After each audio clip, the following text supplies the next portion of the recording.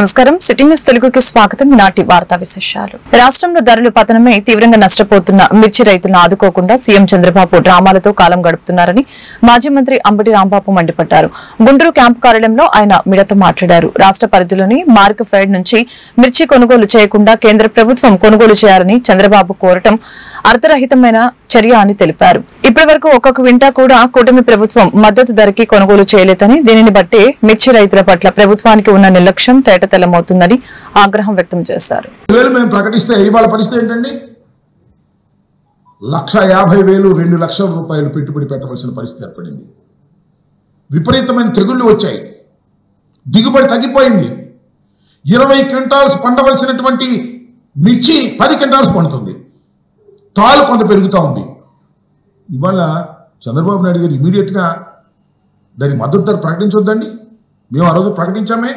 2021 సంవత్సరంలో 5 ఏళ్ల క్రితం మేము పంటలకు 7,000 రూపాయలు ఆ రోజు ప్రకటిస్తే ఇవాళ డబ్బులు అయితే 14,000 15,000 మద్దతు ధర ప్రకటించవలసినటువంటి అవసరం ఉంది. ఆ రోజు మేము ప్రకటించి ఇంటర్నల్ కాంపిటీషన్ పెట్టి ధరలు తగ్గకోకుండా రైతు నష్టపోకుండా ఉండే విధంగా చేసినటువంటి ఘనత మాది కాదా? మేము చేయకుండా చేస్తాం. 5 సంవత్సరాలు ముఖ్యమంత్రిగా పనిచేసినటువంటి జగన్మోహన్ రెడ్డి గారు రైతుల పక్షాన నిలబడి రైతులకు మద్దతు ధర కల్పించే విధంగా అన్ని చర్యలు తీసుకున్నాం. మార్క్ ఫెడ్ రంగంలోకి దింపి అనేకమైనటువంటి ఉత్పత్తులను కొన్నాం. ధాన్యం కొనుగోలు విధానంలో 65,000 కోట్ల రూపాయలు వెచ్చించి ధాన్యాన్ని కొన్నటువంటి సందర్భం. అదేవిధంగా ఇతర పంటలకు సంబంధించి 7,800 కోట్ల రూపాయలు వెచ్చించాం. 3,000 కోట్ల రూపాయల ధరల స్థిరీకరణ కోసం ఏర్పాటు చేశాం. ఇవన్నీ మేము చేసి చెబుతున్నటువంటి మాట. కానీ చంద్రబాబు నాయుడు గారికి జనవరిలో వీళ్ళు మన హార్టికల్చర్ డిపార్ట్మెంట్ వాళ్ళు నివేదిక ఇస్తే దాన్ని తీసి పక్కన పెట్టాడు. ఇవాళ జగన్మోహన్ రెడ్డి గారు వెళ్ళి పలకరించిన తర్వాత ఇవాళ మొదలెట్టాడు మాట్లాడే మాటలు. ఇవాళ శివరాజ్ సింగ్ చౌహాన్కి ఆయన లెటర్ రాశాడు.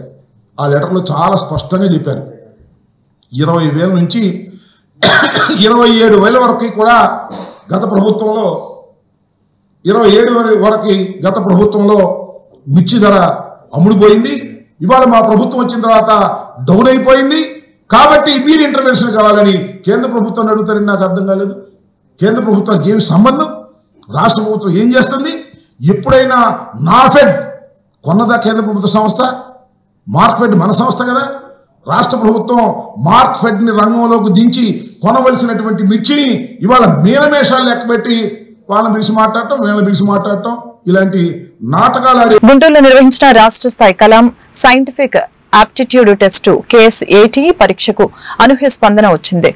ఈ అభ్యాసు అకాడమీ ఆధ్వర్యంలో పెదపలకులూరు శ్రీ చైతన్య స్కూల్ ప్రాంగణంలో ఈ పరీక్షలు నిర్వహించారు. మొత్తం 25 పాఠశాలల నుంచి 1,250 మంది విద్యార్థులు ఈ పరీక్షలు రాశారు. ఈ Abhyasa academy CEO Bhuvanagiri Phani Pavan KSAT ప్రాముఖ్యతని మిడక్ వెల్లడించారు.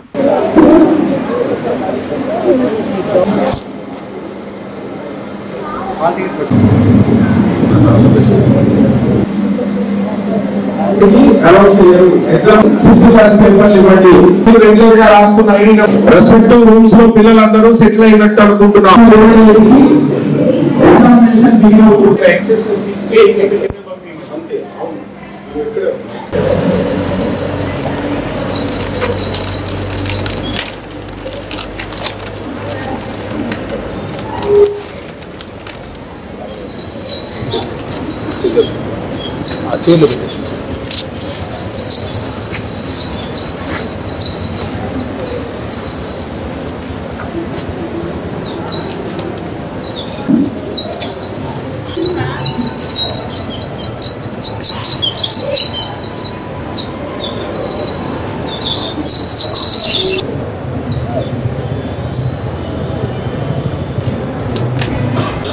నమస్తే.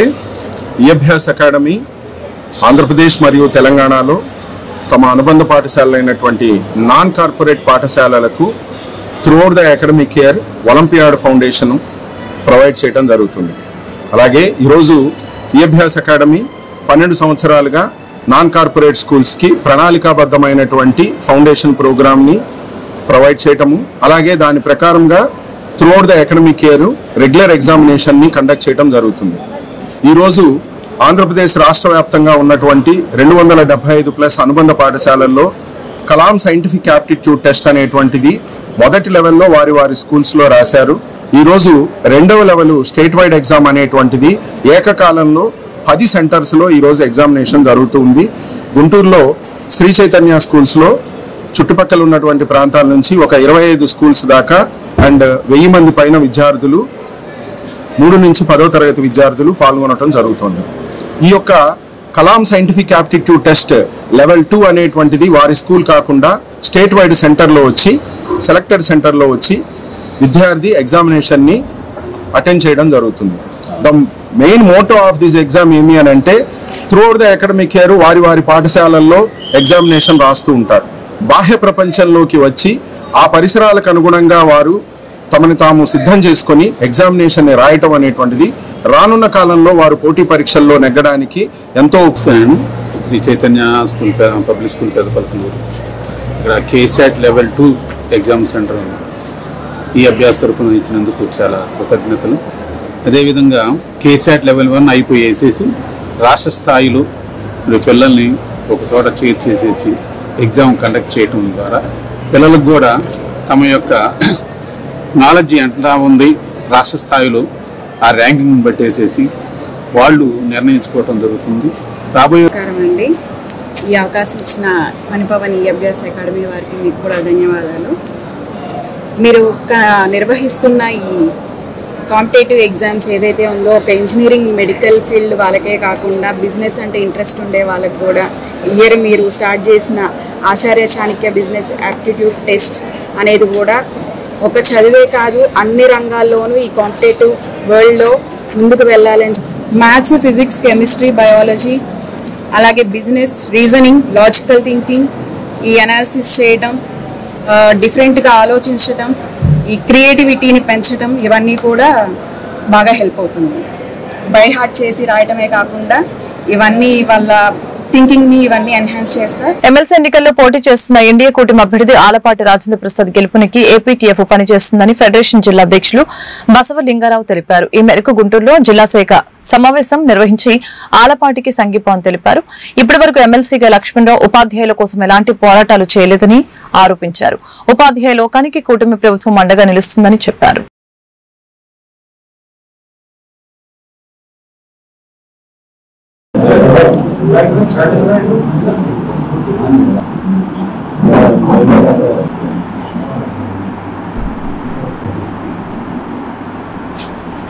గ్రాడ్యుయేట్ ఎమ్మెల్సీ ఎన్నికల నేపథ్యంలో మన ఏపీటీఎఫ్ జిల్లా కార్యాలయంలో ఉమ్మడి జిల్లా సన్నాహక కార్యక్రమం జరిగింది. ఈ కార్యక్రమానికి గ్రాడ్యుయేట్ ఎమ్మెల్సీ అభ్యర్థి గౌరవనీయులు మాజీ మంత్రివారి ఆలపాటి రాజేంద్ర ప్రసాద్ గారు వచ్చారు. మరి ముఖ్యంగా ఆంధ్రప్రదేశ్ టీచర్స్ ఫెడరేషన్ ఏపీటీఎఫ్ ఒక ఉపాధ్యాయ మాతృ సంస్థగా అన్ని ఉపాధ్యాయ సంఘాలకు కూడా ఉద్యమ రథసారథిగా ఉన్నటువంటి ఏపీటీఎఫ్ ఇవాళ ఉపాధ్యాయుల గౌరవం కోసం, ఉపాధ్యాయుల సంక్షేమం కోసం, విద్యారంగ ప్రగతికి గత 78 సంవత్సరాలుగా ఎంతో కృషి చేస్తున్నది. అది ఉపాధ్యాయులకు తెలుసు. అట్లాంటి నేపథ్యంలో ఉత్తరాంధ్రలో ఏపీటీఎఫ్ ఉద్యమ అభ్యర్థి రఘువర్మ గారికి మద్దతు ఇచ్చిన వాళ్ళకే మనం మద్దతు ఇవ్వాలని చెప్పి రాష్ట్ర కార్యవర్గం తీర్మానం చేసిన పిదప ఇక్కడ గుంటూరు జిల్లాలో, కృష్ణా గుంటూరు జిల్లాలో గ్రాడ్యుయేట్ ఎమ్మెల్సీగా పోటీ చేస్తున్న ఆలపాటి రాజేంద్ర ప్రసాద్ గారు, ఉభయ గోదావరి జిల్లాలో పోటీ చేస్తున్నటువంటి పేరాబత్తుల రాజశేఖర్ గారు మన ఏపీటీఎఫ్ అభ్యర్థికి మద్దతు ఇవ్వడం, ఆయన యొక్క విజయంలో వీరు భాగస్వామ్యం కావడంతో మన ఏపీటీఎఫ్గా రాష్ట్ర వ్యాప్తంగా కూడా ఈ యొక్క 2 గుంటూరు, కృష్ణ ఈరోజు ఏపీటీఎఫ్ తరఫున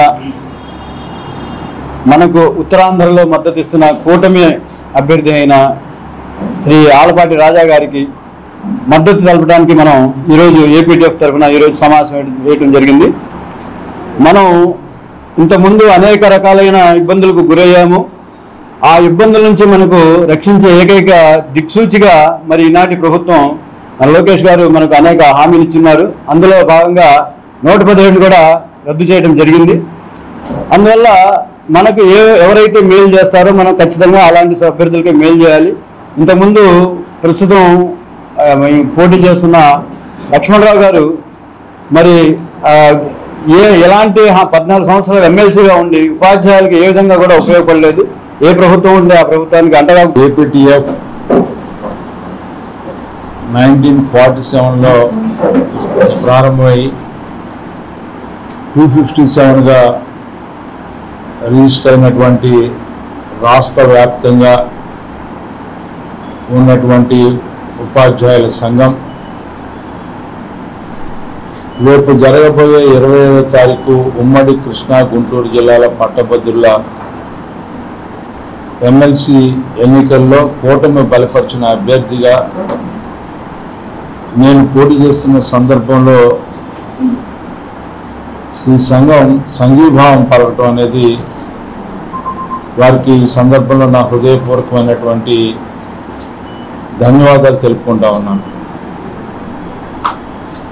ఈరోజు వాళ్ళు సంఘీభావం పలికిన సందర్భంలో వారికున్న ఆర్గనైజేషనల్ ఇష్యూస్, ప్రభుత్వ పరంగా ఉపాధ్యాయ సంఘాలు ఎదుర్కొన్నటువంటి సమస్యలు ఈనాటికి కూడా కొనసాగుతున్నాయనే భావన, దాని దరిమిల సంఘాలన్నింటినీ కూడా ఈనాటి విద్యాశాఖ మార్చులైనటువంటి నారా లోకేష్ గారు ఏపీలో 12వ వేతన సంఘాన్ని తక్షణం ఏర్పాటు చేయాలని పీడీఎఫ్ ఎమ్మెల్సీ అభ్యర్థి కెఎస్ లక్ష్మణరావు కోరారు. ఈ మేరకు గుంటూరులో ఆయన మీడియాతో మాట్లాడారు. పెన్షనర్లకి అడిషనల్ క్వాంటం ఇవ్వాలని, జాబ్ క్యాలెండర్ ని వెంటనే విడుదల చేయాలని డిమాండ్ చేశారు. ఎమ్మెల్సీ ఎన్నికలు గెలిపిస్తే కృష్ణా గుంటూరు జిల్లాల అభివృద్ధికి తన వంతు కృషి చేస్తానని ఈ సందర్భంగా తెలిపారు. అదేవిధంగా ప్రత్యర్థులు చేసే విమర్శల్ని ఆయన ఖండించారు.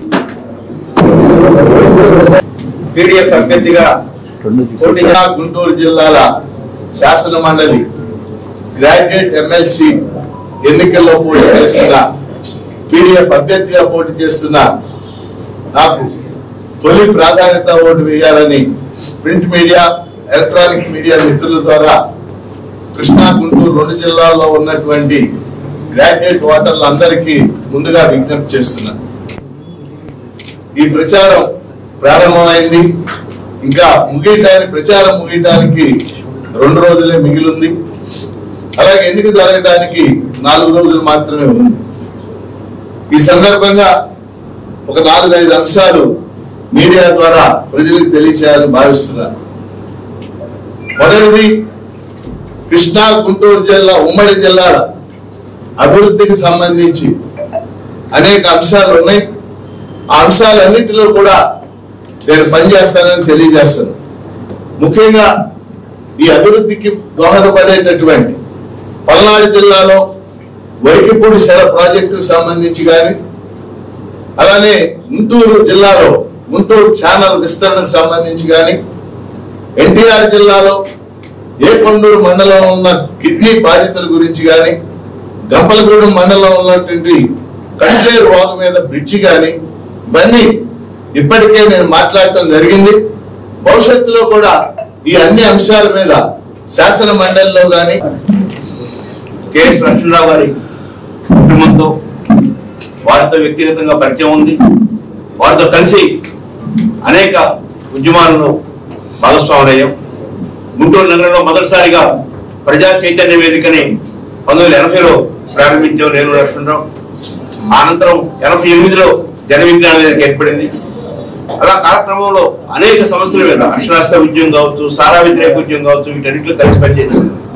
2007 నుంచి లక్ష్మణరావు ఎమ్మెల్సీగా ఎన్నికైన తర్వాత ఈ 14 సంవత్సరాల్లో ఏ ఒక్క రోజు కూడా తన వ్యక్తిగత జీవితం కోసమో తన కుటుంబం కోసమో కష్టపడకుండా, పనిచేయకుండా, ప్రజల కోసం, ప్రజా సమస్యల కోసం, వాటి పరిష్కారం కోసం నిరంతరం విజ్ఞప్తులు తయారు చేయడం, ఇవ్వటం, వాటిని పరిష్కరించడానికి కృషి చేయడం అనేది వారి యొక్క జీవిత లక్ష్యంగా మారింది. అలాంటి నిష్కలంగా నిజాయితీగా పనిచేస్తున్న లక్ష్మణరావు గారిని గెలిపించాలని కోరుకుంటున్నాను. గత 9 నెలలుగా 2007లో 8 మంది ఆంధ్రప్రదేశ్ ఐక్యోపాధ్యాయ ఫెడరేషన్, వివిధ ఉపాధ్యాయ సంఘాలు, అధ్యాపక సంఘాలు, కార్మిక, కర్షక, పెన్షనర్ల, సీనియర్ సిటిజన్ల అనేక మంది 60 పైగా సంఘాలు బలపరిస్తే ఆ రోజు 7 ఎమ్మెల్సీలు గెలవడం జరిగింది.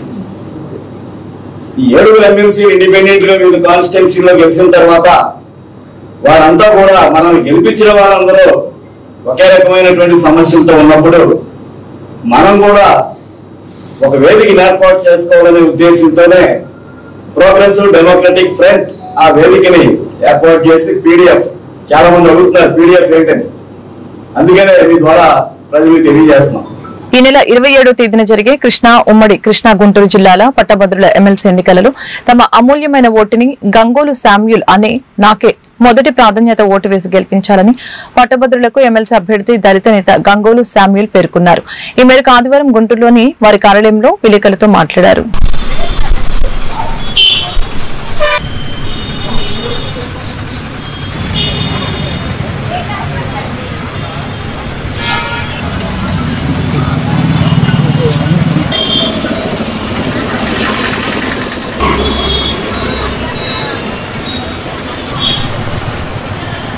ఈరోజు గ్రూప్ 2 విద్యార్థులు వాళ్ళ భవిష్యత్తు కోసం అల్లాడిపోతున్నారు. రోస్టర్ పద్ధతి సరిగ్గా తయారు చేయబడలేదని, దానివల్ల ఎన్నో సామాజిక వర్గం చెందిన యువకులకి నిరుద్యోగులకి నష్టం జరుగుతుందని సుప్రీంకోర్టు గైడ్లైన్స్ ప్రకారం వాటిని సరిచేసి ఎగ్జామ్ పెట్టాలని చెప్పినప్పటికీ కూడా ఈ రాష్ట్ర ప్రభుత్వం స్పందించట్లేదు. టీఎస్సీ గురించి నిజాయితీ వ్యవహరించట్లేదు. ఎలక్షన్ ముందు ఒక మాట చెప్పారు, ఎలక్షన్ తర్వాత ఒక మాట చెప్పారు. వాలంటీర్ల గురించి ఎలక్షన్ ముందు ఒక మాట చెప్పారు, ఇప్పుడు ఒక మాట చెప్పారు. ఎస్సీ ఎస్టీ బీసీ మైనారిటీల బడ్జెట్ వాళ్ళ కేటాయించిన బడ్జెట్ వాళ్ళ కేటాయించడం లేదు. విద్య వైద్యంలో నాణ్యత ప్రమాణాలు పాటించడం లేదు. ఈ విధంగా చెప్పుకుంటా పోతుంటే బహుజనులందరికీ నష్టం జరుగుతూనే ఉంది. బహుజనులందరి గురించి చట్టసభల్లో మాట్లాడే వాళ్ళే కరువయ్యారు. వాళ్ళ రక్షణ గురించి, వాళ్ళ స్వేచ్ఛ గురించి, వాళ్ళ హక్కుల గురించి మాట్లాడే వాళ్ళే కరువయ్యారు. అందుకే ఈ రోజుకి ఎస్సీ ఎస్టీ బీసీ మైనారిటీలు ఇంకా పేదరికుల్లోనే ఉన్నారు. వాళ్ళ గురించి మాట్లాడటం కోసమే నేను చట్టసభలోకి రావాలనుకుంటున్నాను. డాక్టర్ బిఆర్ అంబేద్కర్ గారు, నా ప్రజలారా మీరు పాలకులు అవ్వండి, లేకపోతే మీకు భవిష్యత్తు లేదు, మీకు రక్షణ లేదు, మీకు అభివృద్ధి లేదు అని చెప్పారు. ఆ స్ఫూర్తితోటే ఈరోజు చట్టసభలోకి రావాలని నేను ఈ పోటీలో ఉన్నాను. మీరందరూ ఆశీర్వదించండి. నా పేరు గంగోలు శామ్యూల్. నేను లెక్కల మాస్టర్ని. ఉద్యోగం వదిలిపెట్టి 2007లో వచ్చాను. న్యాయవాదిగా ఉంటూ సేవలు చేస్తూ ఉన్నాను. విద్య, వైద్యం, మద్యపాన నిషేధం కోసం చేసిన సేవలు రాష్ట్ర స్థాయిలో గుర్తింపునిచ్చింది. 4000 స్కూలు చంద్రబాబు నాయుడు గారు పిల్లలు లేరని మూసేస్తుంటే వాటి కోసం ఆమరణ నిరాహారం చేసి వాటిని కూడా సాధించడం జరిగింది. ఈ విధంగా ఎన్నో చేశాను. దయచేసి గమనించండి. మీకు ఇష్టమైతే నా పేరు గంగోలు శామ్యూల్, నా పేరు ముందు 1 అనేసి మీరు ఓటేసి ఆశీర్వదించండి. సేవ చేసే అవకాశాన్ని, మన హక్కులు మనం కాపాడుకునే అవకాశాన్ని నాకు కల్పించాలని. రాజకీయాలు చేయడం కాదు, అభివృద్ధి కావాలి అని కృష్ణా గుంటూరు పట్టభద్రుల ఎమ్మెల్సీ అభ్యర్థి ప్రొఫెసర్ దారా విక్రమ్ తెలిపారు. ఆదివారం తన స్వగృహంలో ఆయన మీడియాతో మాట్లాడారు. 18 సంవత్సరాల పరిపాలన, అధ్యాపక పరిశోధన రంగాలలో సుదీర్ఘమైన అనుభవాలతో వేలాది మంది విద్యార్థుల భవిష్యత్తుని తీర్చిదిద్దానని తెలిపారు. 5 సంవత్సరాలుగా ఇంజనీరింగ్ కళాశాలలో ప్రిన్సిపల్ గా ఆంధ్ర విశ్వవిద్యాలయం పట్టా అందుకున్నట్లు తెలిపారు. ఈ ఎన్నికలు అనేది రాజకీయ నాయకులు, ఉద్యమకారులు పోటీ చేసేవి కాదని, ఇది కేవలం శాసనసభ మండలి అని చెప్పారు. ఈ నెల 27న జరిగే కృష్ణా గుంటూరు పట్టభద్రుల ఎమ్మెల్సీగా సీరియల్ నంబర్ 15లో ప్రొఫెసర్ దారా విక్రమ్ కి తమ ఓటు వేసి గెలిపించాలని కోరారు. దారా విక్రమ్ కేఎల్ యూనివర్సిటీలో ఆర్టిఫిషియల్ ఇంటెలిజెన్స్ ప్రొఫెసర్ గా కంప్యూటర్ సైన్స్ డిపార్ట్మెంట్ లో పనిచేస్తా ఉన్నాను. గతంలో కొన్ని ఇంజనీరింగ్ కళాశాలలకు ప్రిన్సిపల్ గా పనిచేశాను. ఆంధ్ర యూనివర్సిటీలో ఆర్టిఫిషియల్ ఇంటెలిజెన్స్ అండ్ రోబోటిక్స్ లో ఎంటెక్, అలాగే డేటా సైన్స్, డేటా అనలిటిక్స్ లో పిహెచ్డి చేశాను. ప్రముఖ సిఎస్ఐఆర్ ఫెలోషిప్ ద్వారా పిహెచ్డి కంప్లీట్ చేశాను. ప్రస్తుతం జరుగుతున్నటువంటి కృష్ణా గుంటూరు గ్రాడ్యుయేట్ ఎమ్మెల్సీ ఎన్నికల్లో నేను 15 నంబర్ సీరియల్ నంబర్తో నేను ముందుకు వచ్చాను. ఈ ఎలక్షన్ ముఖ్యంగా తెలుసుకోవాల్సింది ఏంటి అనంటే, ఇది రాజకీయ నాయకులు, ఉద్యమకారులు పోటీ చేసేటువంటి ఎలక్షన్ కాదు. మనకున్నటువంటి శాసనసభ, శాసన మండలిలో ఎగువ సభలో ఉన్నతమైనటువంటి విద్యావంతులు, మేధావులు ఉండాల్సింది. కానీ దయనీయమైనటువంటి పరిస్థితి ఏంటంటే, ప్రస్తుతం రాజకీయ నాయకులు, ఉద్యమకారులు ఈ ఎలక్షన్లో పోటీ చేస్తూ ఉన్నారు. ఒక్కసారి మీరు గమనిస్తే గత 20 సంవత్సరాలుగా రిక్రూట్మెంట్లు సరిగ్గా జరగట్లేదు. ప్రతిష్టాత్మకమైనటువంటి యూపీఎస్సీ ప్రతి సంవత్సరం ఐఏఎస్, ఐపీఎస్ రిక్రూట్మెంట్స్ చాలా చక్కగా జరుగుతాయి. అలాగే వాళ్ళ రిటైర్మెంట్ డేట్ కూడా ముందే చెప్తారు. ఆ డేట్ ప్రకారం జరుగుతుంది, వాళ్ళకి సంబంధించిన బెనిఫిట్స్ వస్తాయి. కానీ మన రాష్ట్ర ప్రభుత్వంలో ఈ రిటైర్మెంట్ డేట్ను కూడా ఎక్స్టెండ్ చేసే పరిస్థితికి వచ్చారు. అంటే ఇన్ని సంవత్సరాల సర్వీస్ చేసినటువంటి ఎంప్లాయీలకి ఆఖరికి రిటైర్మెంట్ బెస్ ఇచ్చేటువంటి పరిస్థితి కూడా లేనటువంటి ప్రభుత్వం పరిపాలనలో మనం ఉన్నాం. 58 ఏళ్లకు రిటైర్ అవ్వాల్సిన వాళ్ళు 65 ఏళ్లకు రిటైర్ అవుతా ఉన్నారు. ఏంటి అంటే వాళ్ళకి బల్క్ లో డబ్బులు ఇవ్వాలి, వాళ్ళు చేసుకున్నటువంటి సేవింగ్స్ కానీ, అలాగే కొత్త వారికి అవకాశం ఇవ్వట్లేదు. ఈ 65 ఏళ్ల వాళ్ళ చేత వృద్ధుల చేత పనిచేపిస్తున్నారు, యువతరానికి అవకాశం ఇవ్వట్లేదు. నోటిఫికేషన్ ఫీజులు ఇస్తారు, ఆ డబ్బులు పథకాల కింద మార్పిచ్చేస్తారు. తర్వాత రిక్రూట్మెంట్ మాత్రం జరగదు. పరీక్షలు పెడతారు, కళ్ళనీళ్లు తొడవటానికి ఏదో ఒక రకంగా పేపర్ లీక్ చేసి పోస్ట్ పోన్ చేపిస్తారు. నోటిఫికేషన్ లేమో రోస్టర్ లేదంటారు, లేకపోతే అది లేదు ఇది లేదని చెప్పి నోటిఫికేషన్ ఇచ్చే ముందు చూసుకోరు, ఇస్తారు. మరి వెరిఫికేషన్ ఇచ్చేప్పుడు చూసుకొని as per norms PSC conduct చేసి ఏ టెస్ట్ అయ్యి అన్నిటికీ రూల్ వస్తుంది, మరి కేసేస్తారు అని రిక్రూట్మెంట్ ఇవ్వరు. సో ఇలాంటి ఇబ్బందిమైన పరిస్థితి ఉన్నాం. 10 సంవత్సరాలు పడిన ఉద్యోగానికి కష్టమే. మరి 65 సంవత్సరాలు పడిన వాళ్ళు కూడా ఈ ఎలక్షన్ లో చేస్తున్నారు. ఏమైనా గమనించండి, కోసం ఈ ఎలక్షన్లు కాదు. గుంటూరు మరియు కృష్ణా జిల్లాల ప్రైవేట్ విద్యాసంస్థల యాజమాన్యాల సదస్సు జరిగింది. గుంటూరు కృష్ణా జిల్లాల పట్టభద్రుల ఎమ్మెల్సీ ఎన్నికల్లో కూటమి అభ్యర్థిగా పోటీ చేసిన ఆలపాటి రాజేంద్ర ప్రసాద్ కి మొదటి ప్రాధాన్యత ఓటు వేసి గెలిపించాలని కోరుతూ గ్రాడ్యుయేట్ ఓటర్లకి కరపత్రాన్ని అందజేశారు. ఆలపాటి రాజేంద్ర ప్రసాద్ ఎమ్మెల్సీ అభ్యర్థి ముఖ్య అతిథిగా హాజరై కూటమి ప్రభుత్వానికి మనమందరం మద్దతుగా నిలవాలని ఈ సందర్భంగా కోరారు.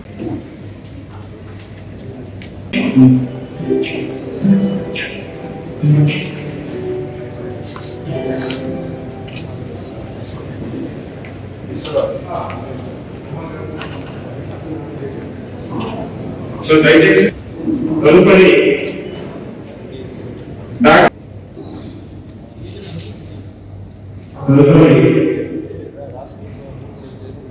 ఈ కార్యక్రమం చేసినటువంటి వైఎస్ఆర్ గారిని సెక్రటరీ వచ్చి ఈ సమావేశంగా మాట్లాడుతున్నారు.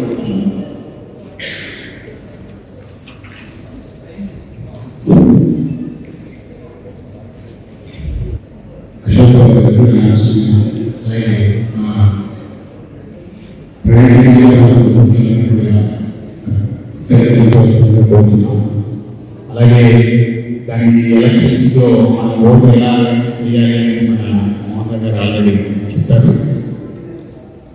అలాగే ఫిబ్రవరిలో లోకేష్ తెలిపిన కృతజ్ఞత తెలుపుతున్నాం.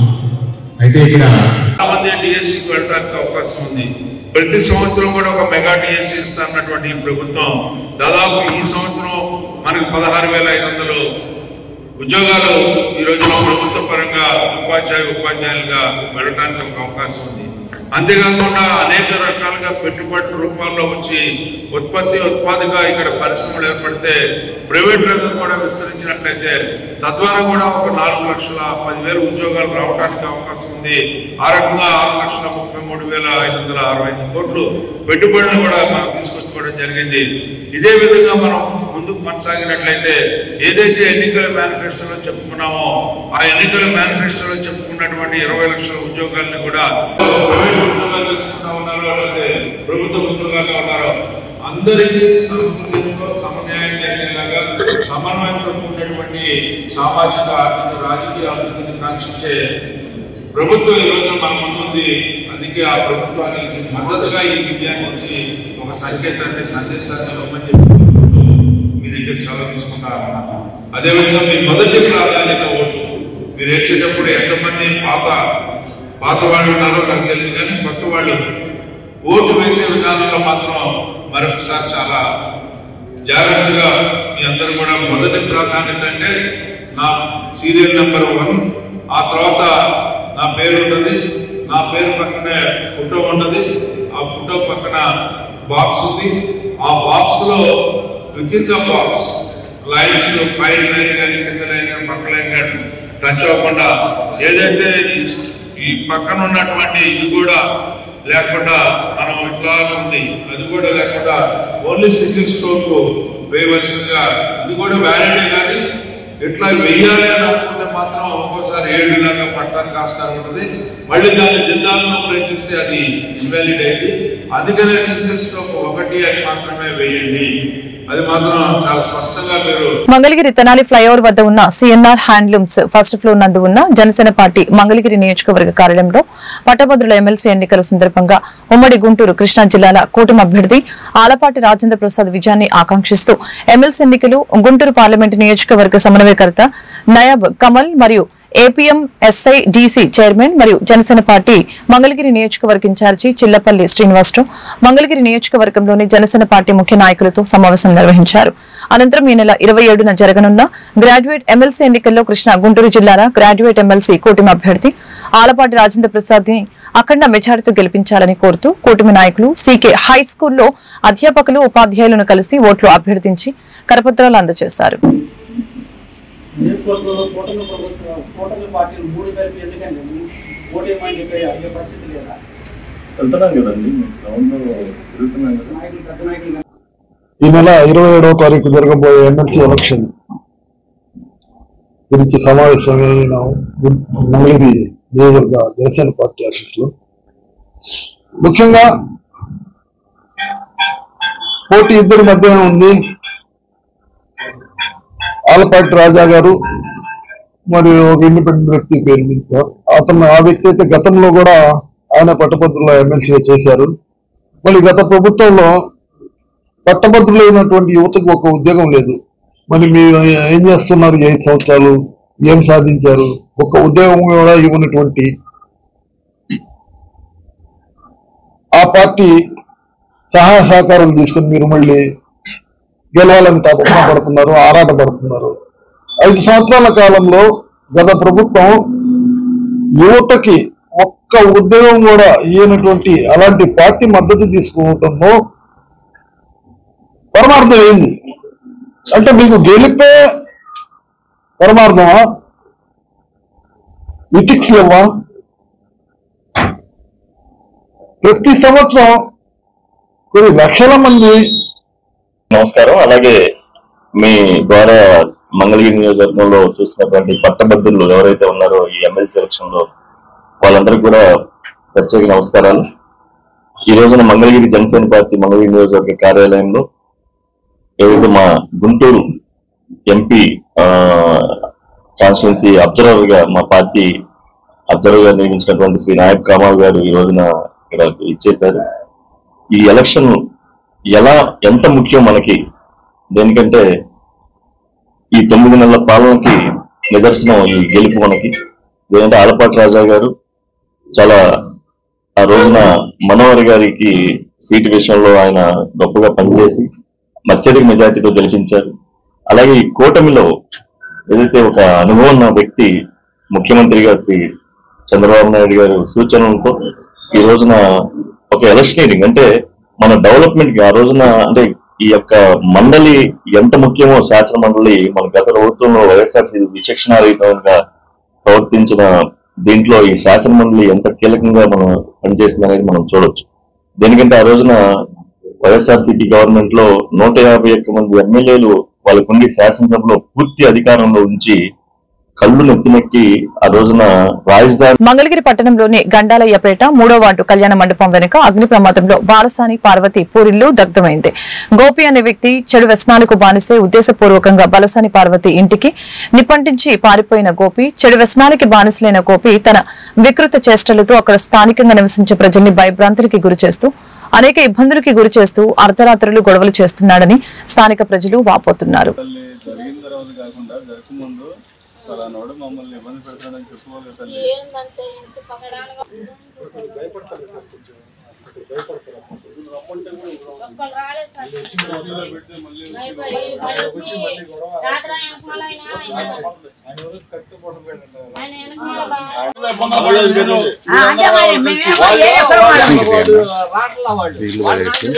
రేపు నీకు అందరూ కడుక్కొని తీసుకెళ్ళి చెప్పడానికి ఏంటి మరి మాట్లాడతారు అమ్ముడు ఇస్తారన్న ఆడ చెప్పడానికి ఏమి నువ్వు ఇంట్లో కూర్చో లోపలికి వెళ్ళి ఫోన్ చేయి మేము వస్తాం బయటికి రామాక